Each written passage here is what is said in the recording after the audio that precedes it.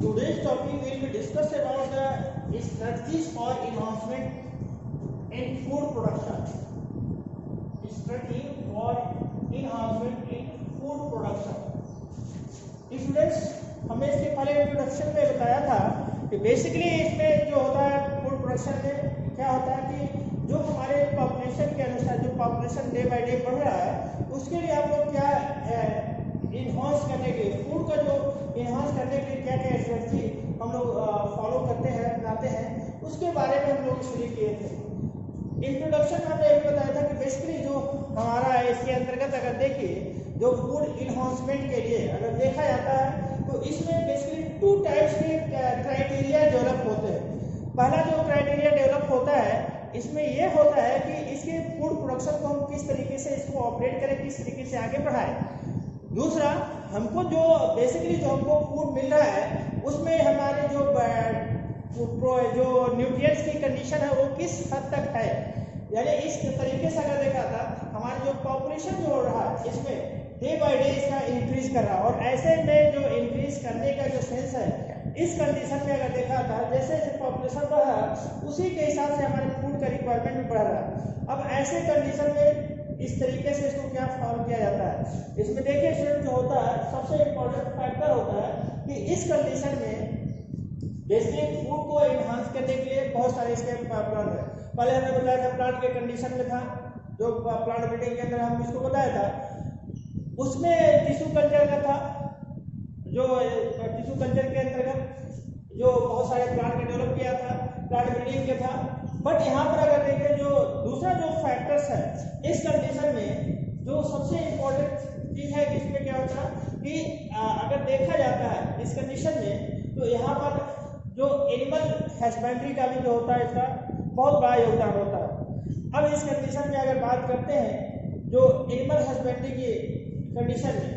हमने बताया था कि ऐसे में जो एनिमल हस्बेंड्री होता है उस कंडीशन में बेसिकली 2 फैक्टर्स इन्वॉल्व होता है। पहला तो हम लोग देखते हैं कि इसके कंडीशन में कि जो एनिमल इन्वॉल्व होते हैं उसमें किस हद तक इसका किस रेंज में उसका यूटिलाइज किया जाता है। फर्स्ट हमारे इसको देखा था बेटा कि ऐसे कंडीशन में जो हमारा जो ब्रीडिंग की कंडीशन को इंक्रीज किया जाता है और ब्रीडिंग की कंडीशन को इंक्रीज करने का सेंस ये है कि हम लोग किस किस मेथड को किस किस टेक्नोलॉजी का यूटिलाइज करते हैं। अब यहाँ पर अगर देखिए बेसिकली जो कुछ जो एनिमल्स होते हैं इसको फूड के हिसाब से देखा जाता है, सिक्योरिटी के हिसाब से देखा जाता है, इसके साथ साथ ट्रांसपोर्ट के हिसाब से भी देखा जाता है, इसके साथ साथ देखा जाता है जो हमारे जो यानी क्लॉथ के कंडीशन में होते हैं या बायोगैस या गैस के कंडीशन में होते हैं, यानी अगर इसके देखा तो बहुत सारे इसके कंडीशन इसको इम्पोर्टेंट रोल प्ले करते हैं। तो इस तरीके से अगर देखा जाता है कि जो फूड इन्हांसमेंट में हमारा इम्पोर्टेंट रोल प्ले करता है। अब इसमें हमने बताया था कि जो सबसे अल्फा शाखा इसमें अगर देखा जाता है अगर प्लांट ब्रीडिंग की बात करते हैं प्लांट ब्रीडिंग के लिए क्या करते हैं हम किसी भी प्लांट को ऑर्गेनाइज करने के लिए या उसको डेवलप करने के लिए इसके जीनोटाइप को चेंज करते हैं। अगर मान लीजिए कोई प्लांट है उस प्लांट का अगर प्रोटोप्लास्ट की कंडीशन में प्रोटोप्लास्ट की कंडीशन क्या होगा प्रोटोप्लास्ट की कंडीशन में अगर ये देखा तो जो प्रोटोप्लास्ट होता है प्रोटोप्लास्ट मींस क्या होता है कि हम किसी ये प्रोटोप्लास्ट होता है ये विदाउट सेल वॉल ये सेल ऑर्गेनेल्स होता है सेल ऑर्गेनेल्स होता है और इस सेल ऑर्गेनेल्स में क्या होता है ये cell organelles without cell wall होता है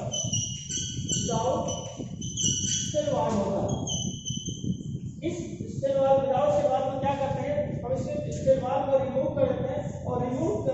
करने के साथ साथ क्या करते हैं इसका हम कैलस फॉर्मेशन में इसका यूटिलाइज करते हैं। अब इसका जो बेसिकली कैलस फॉर्मेशन में सोना करके जो ये कैलस फॉर्मेशन के डेवलप करने का कंडीशन क्या होता है कि अगर इसमें हम लोग देखते हैं जो सबसे इम्पोर्टेंट फैक्टर होता है प्लांट को जो ब्रीडिंग करने के लिए जो हमारा जो सबसे फैक्टर होता है इसमें इम्पोर्टेंट फैक्टर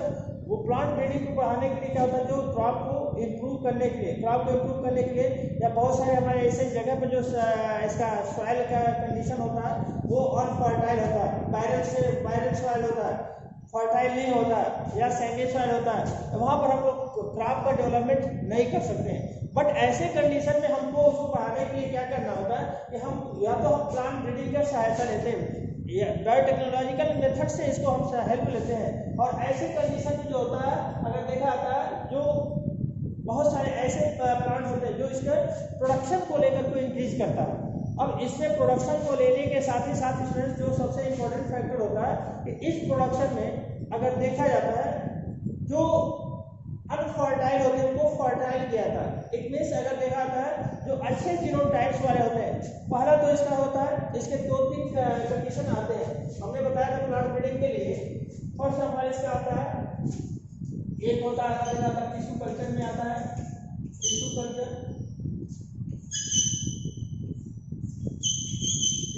होता है। दूसरा होता है इसका प्रोटोप्लास्ट कल्चर होता है। तीसरा इसका देख लेते हैं, इसका प्रोटोप्लास्ट कल्चर के साथ ही साथ हम बहुत सारे इसका टेक्निक अपनाते हैं जिसका बायोटेक्नोलॉजिकल फॉर्म है। तो ये जो होता है बेसिकली अगर देखते हैं जो प्रोटोप्लास्ट कल्चर के साथ ही साथ हम लोग इसको रिमूव करते हैं सेल्स को, और रिमूव करने के साथ ही साथ इसको जो प्रोटोप्लास्ट को लेकर के एगार सोल्यूशन में जो होता है इसको डेवलप करते हैं।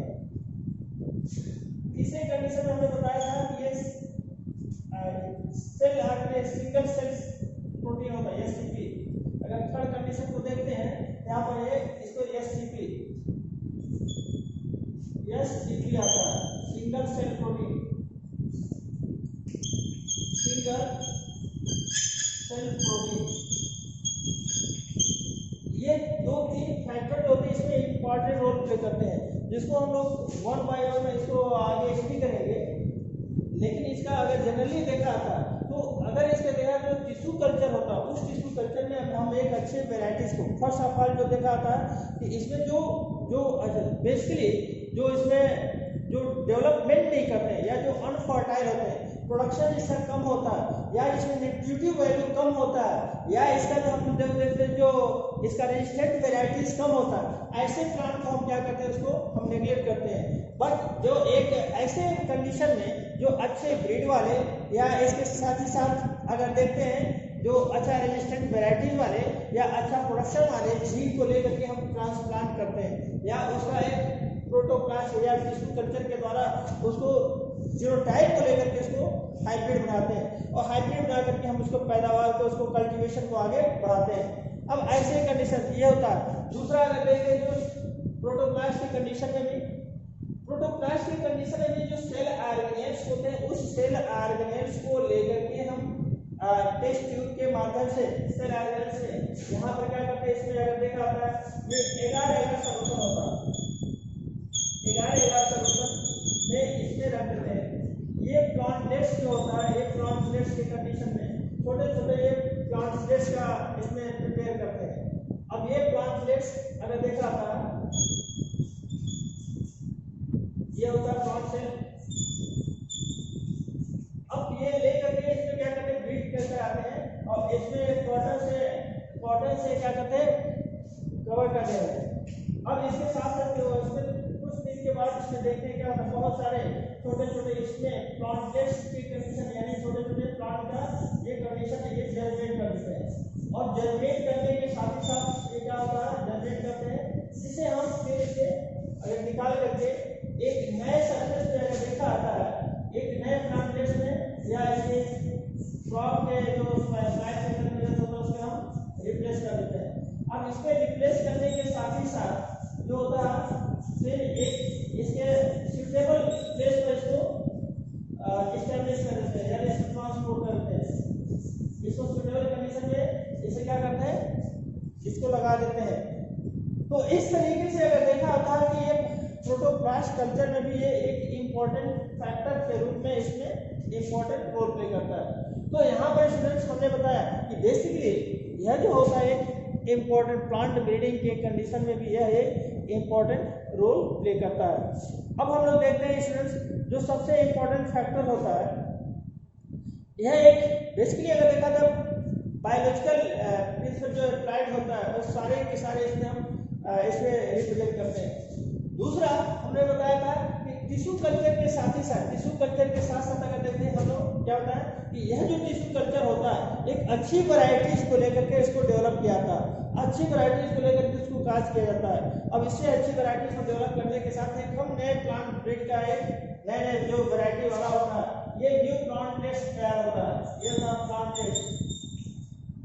ये प्लांट प्रिपेयर होता है। अब इसमें जो प्लांट प्रिपेयर होता है वो कैसा होता है, एक बहुत सारे इसके यानी न्यूट्रिटिव वैल्यू के लेकर के होता है या फिर इसके जो रेजिस्टेंट वैरायटी को लेकर के होता है या इसके प्रोडक्शन को लेकर के होता है, हम उसको अलग अलग जीन डाल करके डेवलप करते हैं। तो इस तरीके से जो होता है ये टिश्यू कल्चर में ये इंपॉर्टेंट रोल प्ले करता है। दूसरा स्टूडेंट्स जो होता है हमने बताया कि ये जो होता है हमें क्या होता है, पहले तो टिश्यू कल्चर का बात होता है, सेम कंडीशन में अगर देखा था कि प्रोटोप्लास्ट कल्चर में भी ये इंपॉर्टेंट रोल प्ले करता है। प्रोटोप्लास्ट कल्चर में क्या होता है कि यही कंडीशन अप्लाई करने के साथ ही साथ वहां पर देखते हैं विदाउट सेल वॉल वाला जो होता है उसे हम ऑर्गेनाइज करते हैं। अब इसके साथ साथ अगर देखा जाता है कि यह जो होता है दूसरा कंडीशन में अगर इसका तीसरा जो फैक्टर्स में अगर देखते हैं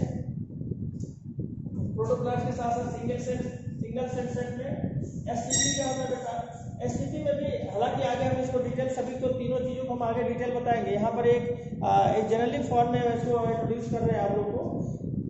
यहाँ पर जो होता है सिंगल सेल प्रोटीन का मतलब क्या होता है कि एक सिंगल सेल, इट मीन्स क्या होता है एक ही सेल के अंदर बहुत सारे न्यूट्रिटिव वैल्यू को हम लोग कवर अप करते हैं, बहुत सारे न्यूट्रिटिव वैल्यू को हम कवर करते हैं। इट मीन्स यहाँ पर अगर देखा जाता है कि जो बहुत सारे, जैसे हमने क्या बताया कि बहुत सारे ऐसे क्रॉप्स होते हैं जिसमें क्या होता है विटामिन ए का सोर्स होता है, प्रोटीन का भी सोर्स होता है, इसके साथ ही साथ हमारे जो रेजिस्टेंट वैराइटीज के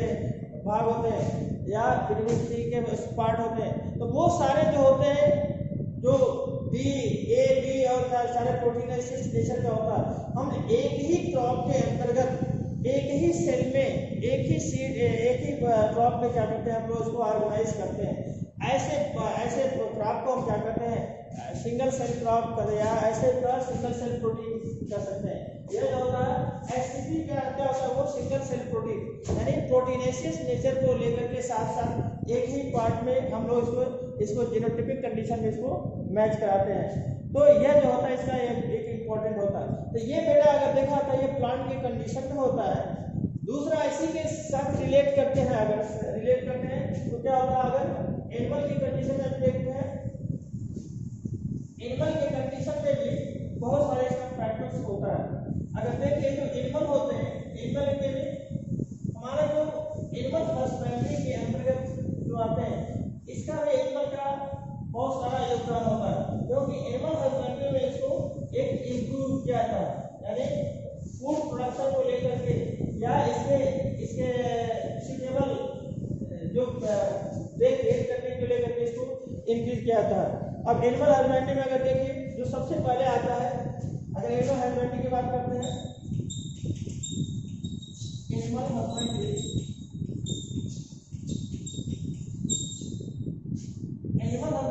में क्या होता है, अगर इसको देखते हैं तो फर्स्ट ऑफ ऑल अगर देखिए जो होते हैं, अगर डोमेस्टिकेटेड अगर देखा था डॉग आते हैं, डॉग, इसके साथ कैट आ जाएंगे, इसके साथ अगर देखिए जो इम्पोर्टेंट फैक्टर्स के रूप में अगर देखा जाए तो यह क्या होते हैं, यहाँ पर भी अगर देखा था बहुत सारे इसका फैक्टर्स होते हैं। इस कंडीशन में अगर हम बात कर लेते हैं जो डॉग कैट के अलावा अगर इसमें जो आता है बहुत सारे इसका फैक्टर्स होते हैं। इसमें अगर बात करते हैं डॉग कैट के साथ साथ जो दूसरा इसका पार्ट होता है, इसका जो मेन फैक्टर्स होते हैं, डॉग है, कैट है, काऊ है, बुफैलोज है,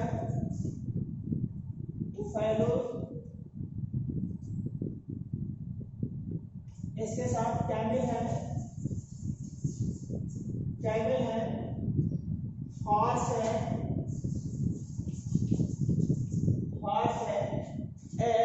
साथ साथ बहुत सारे जो फैक्टर होते हैं, अगर देखा हार्ट है, इसके साथ साथ देखा था जो एनिमल में ये इसको देखा था गोट स्टिक है, गोट स्टिक एक्सेट्रा, ये सारे जो होते हैं ये क्या करते हैं हमारे, अगर देखा था ये इंपॉर्टेंट रोल प्ले करते हैं। इट मीन्स अगर इसको देखा था एनिमल हस्बेंड्री में, जो अगर हम लोग फर्स्ट जो डोमेस्टिकेटेड एनिमल के रूप में अगर देखते हैं डॉग की जो कंडीशन होता है, डॉग में क्या होता है बेटा, डॉग जो होता है एक तरीके से हमारा ये सिक्योरिटी के फार्म में तो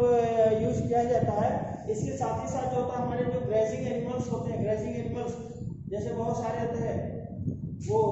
क्या करते हैं उसको एक प्रोटेक्ट करने के लिए या गाइड करने के लिए ट्रेनिंग दे करके उसको रखते हैं, जो उसे जैसे स्ट्रिप होते हैं हिल एरियाज में जो बहुत सारे ये जो होते हैं स्ट्रिप पालक जो होते हैं भेड़ पालक उनको पालते हैं, तो वो इससे हेल्प लेते हैं, इससे डॉग को उसको दूसरा सिक्योरिटी के दृष्टि से भी जो अलग अलग फैक्टर्स में इसको इन्वॉल्व रहता है। अगर इसको देखा जाता है जो बेसिकली जो इसको हमारे जो ये फोर्सेस में भी आ गए हैं बहुत सारे अच्छे अच्छे ब्रीड्स वाले होते हैं, डॉग को लेकर के इसको हम इसका यूटिलाइज किया था, यूजेज में इसको लिया था। इसके साथ ही साथ देखा था जो सेकंड मोस्ट होता है जो बेटा ये डॉग के साथ साथ क्या होता है, कैट का भी जो बहुत सारे जो होते हैं इसको पेट एनिमल के रूप में इसको रखते हैं, क्योंकि कैट भी जो होता है इसको लोग रैट किलिंग के लिए रैट को उसको सेफ करने के लिए रैट से सेफ्टी के लिए इसको भी पालते हैं, बिल्ली को। दूसरा अगर हम लोग काऊ की बात कर लेते हैं, काऊ है, बुफैलोस है, कैमल है, ये सब होता है। अगर देखा तो काऊ, बुफैलो, कैमल, ये सब इन तीनों का जो होता है जो काऊ, बुफैलो, कैमल है, ये सब भी आपको मान में रखते हैं।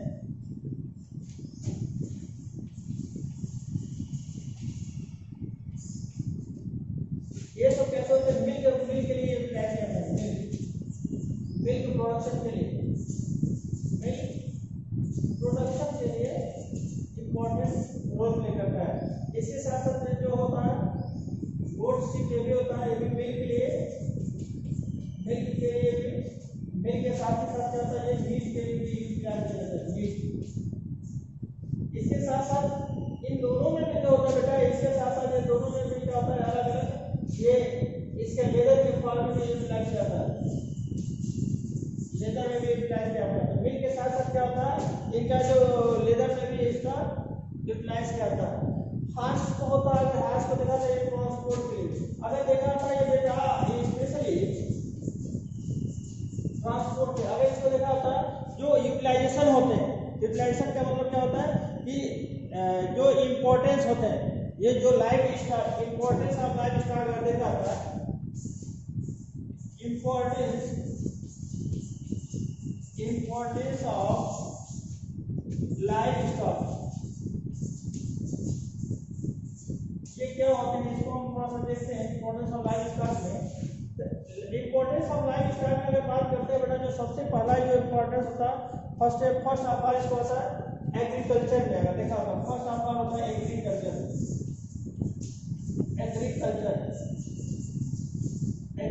में होता है, जो हम एग्रीकल्चर में बहुत सारे इसको होता है इसको क्या बोलते हैं बुल्स होता है, उसको लेते हैं, कैस्टर्ड जो बुल्स होते हैं, इसका यूटिलाइज होता है, बुल्स होता है। बहुत सारे जगहों पर बुफैलोस के भी कंडीशन आते हैं, तो बुफैलोस को ये एग्रीकल्चर में यूटिलाइज करते हैं, एग्रीकल्चर में। दूसरा एग्रीकल्चर के साथ ही साथ अगर देख लेते बेटा, जो दूसरा होता है हमने बताया कि मिल्क के लिए, ये मिल्क में भी इसको होता है, मिल्क प्रोडक्शन में भी होता है, मिल्क प्रोडक्शन में हेल्प करता है। मिल्क प्रोडक्शन के साथ साथ अगर हम देखते हैं, मिल्क प्रोडक्शन के साथ साथ हमने इसको बहुत सारे इसके प्रोडक्ट डेवलप करते हैं बेटा। हमने बताया था कि ऑलरेडी इसके पहले भी डिस्कस कर लिया था कि मिल्क के साथ साथ हमारे जो सबसे इम्पोर्टेंट सोर्स होता है, मिल्क के साथ साथ चीज़ का होता है, बटर का होता है, इसके साथ जो घी होता है, ये सारे बहुत, या बेकरी प्रोडक्ट्स बहुत सारे इसको डेवलप किया था। ये सारे मिल्क प्रोडक्शन से डेवलप किया जाता है। इसके साथ साथ इसमें देखते हैं जो तीसरा अगर इम्पोर्टेंट फैक्टर अगर देखते हैं ट्रांसपोर्ट में तीसरा जो होता है इसका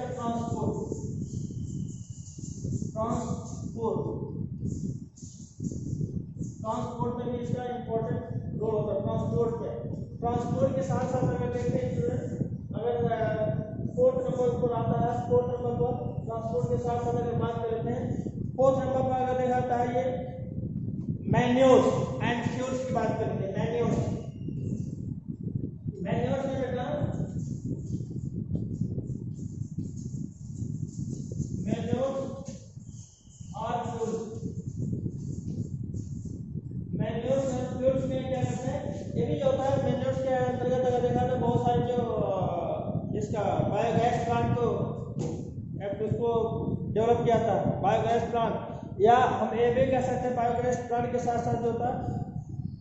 ये गोबर गैस, इसे क्या कर सकते हैं, ये बायोगैस के रूप में यूटिलाइज करते हैं। बायोगैस या गोबर गैस,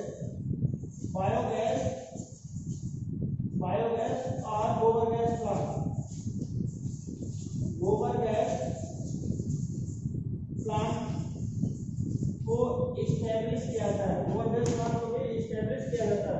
अब इसके साथ साथ देखा था इसमें जो सबसे इम्पोर्टेंट फैक्टर होता है इसमें सेकंड, जो अगर देखा जाए गोबर गैस प्लांट के साथ साथ जो इसके साथ साथ जो फिफ्थ नंबर में अगर देखिए जो यूटिलाइजेशन की बात करते हैं, फिफ्थ नंबर में लेदर की बात करते हैं। लेदर इंडस्ट्री में भी जो होता जितने स्लाटर हाउस के होते हैं, स्लाटर हाउस से इसका लेदर के यूटिलाइज के लिए, लेदर इंडस्ट्री के लिए इसका सबसे इम्पोर्टेंट रोल होते हैं। हमारे लेदर से भी आजकल बहुत सारे शूज होते हैं। इसके साथ साथ जो केस होते हैं या फिर बॉक्स होते हैं, या फिर इसको देख लिया था बहुत सारे क्लॉथ्स के रूप में विंटर क्लॉथ से जो होते हैं उसको बनाए जाते हैं लेदर से। तो ये सारे इसका यूटिलाइज किया था। इसके साथ साथ देखा था जो बेसिकली जिलेटिन के रूप में ग्लू एंड जिलेटिन, अगर देखा था ग्लू एंड जिलेटिन के लिए यूटिलाइज किया था। बेसिकली ग्लू क्या होता है, ग्लू और जिलेटिन की बात करते हैं तो इसमें जो सबसे इम्पोर्टेंट फैक्टर होता है ये स्लाटर हाउस से जो एनिमल्स होते हैं, या स्लाटर हाउस में इसके हूफ हॉर्न जो पाए जाते हैं, या कार्टिलेजिनस जो पार्ट होते हैं, हूफ होते हैं, हार्न होते हैं, इसको लेकर के हम इसको क्या करते हैं, इसका जिलेटिनाइज थ्रेड बनाया जाता है, या जो कैप्सूल का रेपर्स होता है वो जिलेटिनाइज पार्ट होता है, जिलेटिनाइज कैप्सूल होते हैं, उसको यूटिलाइज किया जाता है। या जिलेटिनाइज थ्रेड यानी जो इंटरनल बॉडी पार्ट में जो सिजेरियन होता है, सिजेरियन को बॉडी पार्ट को सिलने के लिए जो थ्रेड का यूटिलाइज किया जाता है वो कैसा होता है, ये एनिमल सोर्स होता है। इट मीन ये भी प्रोटीनेशियस पार्ट होता है जिसमें ग्लू और जिलेटिन थ्रेड बनता है। ये जिलेटिनाइज वो कैसे होता है बेटा, वो 100 डिग्री सेंटीग्रेड को बॉयल करके उसको जिलेटिन में चेंज किया जाता है, बॉयल करके उसको जिलेटिन बनाया जाता है, उससे उस जिलेटिन से क्या होता है, जिलेटिनाइज थ्रेड बनाया जाता है। इसके साथ ही साथ अगर देखें जो बेटा होता है इसका जो सबसे हमने और बताया मीट के रूप में बहुत सेकंड लार्जेस्ट अगर देखा था जो यूटिलाइज होता है मीट के रूप में भी, मीट फ्रेश होता है तो मीट के रूप में भी यूटिलाइज करते हैं। मीट के साथ ही साथ अगर देख लिया था जो इसका नेक्स्ट पार्ट होता है इसको देखिए, ये हेयर का भी जो होता है यूटिलाइज किया जाता है। तो मीट और हेयर जो भी होता है, मीट को अगर देखा था ये लार्जेस्ट आजकल बहुत सारे इसके होते हैं जो फूड सोर्स के रूप में ये यूटिलाइज किया जाता है। और आजकल इसका आगे हम लोग इसी एनिमल हस्बेंड्री में हम लोग आगे स्टडी करेंगे, इसमें से क्या होता है पोल्ट्री फार्म का स्टडी करेंगे, इसके साथ डेयरी फार्म में स्टडी करेंगे, फिशरी का स्टडी करेंगे, इसका हनीज का स्टडी करेंगे। तो ये सारे सोर्स जो होते हैं बेटा अधिकतर देखा जाता है एनिमल हस्बेंड्री में ये इंपॉर्टेंट रोल प्ले करते हैं। अब इसके साथ साथ अगर देखिए जो हम लोग एनिमल हस्बेंड्री की बात करते हैं एनिमल हस्बेंड्री में क्या होता है, एनिमल ब्रीडिंग की बात कर लेते हैं, थोड़ा सा देखते हैं एनिमल ब्रीडिंग कैसे हम एनिमल हस्बेंड्री को यूटिलाइज करने के लिए हम कैसे प्रिपेयर करते हैं। तो थोड़ा सा सेकंड इसका देख लेते हैं क्या एनिमल ब्रीडिंग कैसे होते हैं। जैसे हमने प्लांट ब्रीडिंग का थोड़ा इंट्रोड्यूस किया था, उसी तरीके से हम देखिए दूसरा हम इंट्रोड्यूस करते हैं एनिमल ब्रीडिंग कैसे होती है। एनिमल ब्रीडिंग को लेकर के फिर हम आगे इसमें डेवलप करते हैं, है ना। एनिमल ब्रीडिंग जो होता है बेटा, प्लांट हमने क्या बोला कि एनिमल ब्रीडिंग भी जो होता है एक तरीके से एनिमल के जो यूटिलाइज किया जाए इसको जो पालते हैं उसको देखा जाता है, इसकी भी अच्छी सी वैरायटीज को लेकर के इसको हम लोग इसको पालते हैं, यानी इसको यूटिलाइज करते हैं, यूज करते हैं। तो ऐसे में अगर देखा जाता है एनिमल ब्रीडिंग है, एनिमल ब्रीडिंग क्या होता है, एनिमल ब्रीडिंग प्रोडक्ट बेसिकली ये अच्छे से ब्रीड को डेवलप किया जाता है। तो देखा था एनिमल ब्रीडिंग,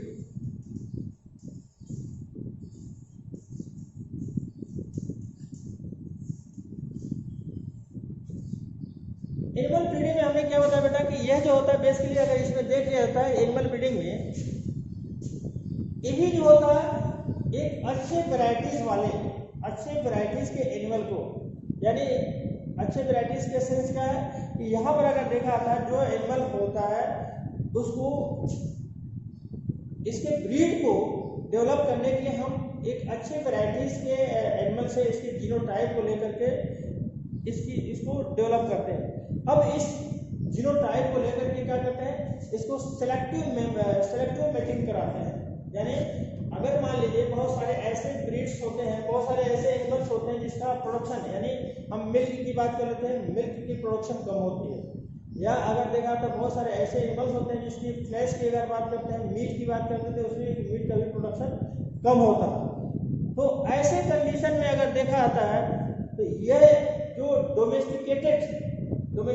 जो एनिमल होते हैं उसको क्या करते हैं, इसके यानी जो इसका कंडीशन होता है एक अच्छे जीनोटाइप को लेकर के हम डेवलप कराते हैं, क्रॉस कराते हैं, क्रॉस कराने के साथ साथ इसको हम यूटिलाइज करते हैं। अब जो होता है जो मेन ऑब्जेक्टिव होता है, ऑब्जेक्टिव क्या होता है इसका एनिमल ब्रीडिंग का, फर्स्ट आप देखते हैं एनिमल ब्रीडिंग का ऑब्जेक्टिव देखते हैं। ऑब्जेक्टिव ऑफ एनिमल ब्रीडिंग, इसका जो मेन ऑब्जेक्टिव होता है बेटा वो क्या होता है, फर्स्ट ऑफ ऑल अगर देखते हैं कि इसका जो होता है इसका इंप्रूव करते हैं, इंप्रूव फॉर ग्रोथ। पहला होता है इसको इंप्रूव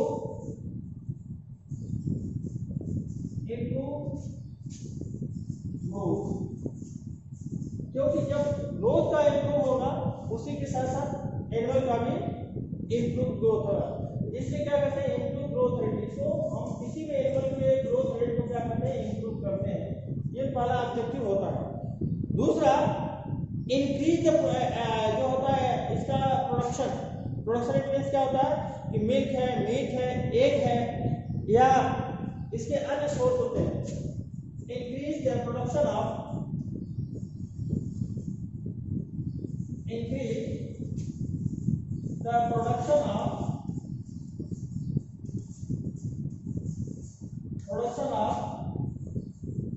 milk,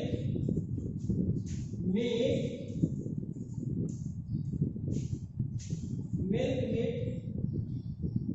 इसके साथ foods, egg, वुल्स होता है, हमें होता है क्या वुल्स का भी कंडीशन होता है। ये सारे जो सोर्स होते हैं, पहला होता है मिल्क का जो हम लोग बहुत सारे इसका प्रोडक्ट बनाते हैं, दूसरा मीट का, ये वेजिटेरियन कंडीशन में देखा था, ये नॉन वेजिटेरियन के कंडीशन में होता है। दूसरा वुल्स होते हैं जो हम बहुत डिफरेंट टाइप के जो वुल्स यानी जो इसकी हेयर से प्रिपेयर किया जाता है वुल्स का फॉर्मेशन करते हैं।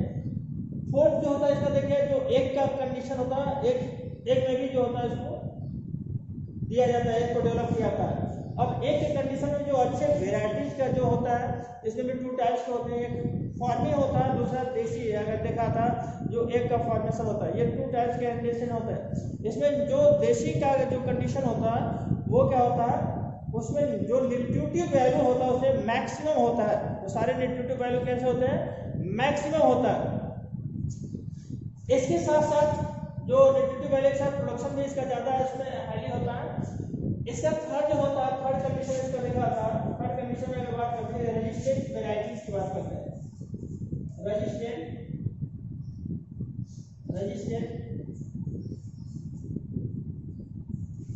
वैरायटीज, रेजिस्टेंट वैरायटीज को भी डेवलप किया था। इस रेजिस्टेंट वैरायटीज को डेवलप करने के लिए क्या करते हैं, हम अच्छे ब्रीड को प्रिपेयर करते हैं, अच्छे ब्रीड को प्रिपेयर करते हैं। और इस ब्रीड को वैरायटीज को डेवलप करने के लिए जो होता है ये डिफरेंट डेवलप किया होता है। ये कैसे होते हैं,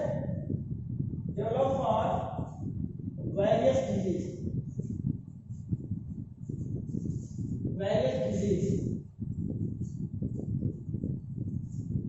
ये जो होता है अलग अलग डिजीज के लिए कार्य करता है। अच्छे वैरायटीज को डेवलप किया जाता है जिससे क्या करता है, डिफरेंट जो डिजीज में होता है वो कॉजिंग एजेंट जो उसको प्रोटेक्ट करने के लिए इम्पोर्टेंट रोल प्ले करता है। अब इसके साथ साथ देखते हैं इसमें जो सबसे इम्पोर्टेंट फैक्टर होता है इसमें,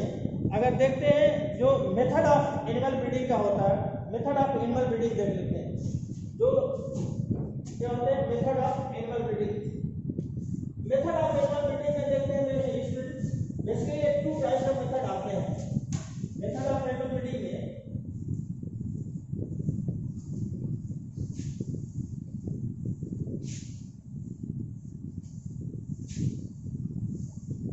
इसमें जो है 2 टाइप्स होते हैं।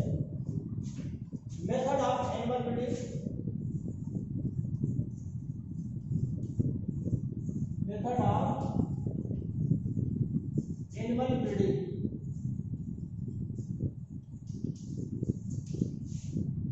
टू टाइप्स का फैक्टर्स इसमें इन्वॉल्व होता है।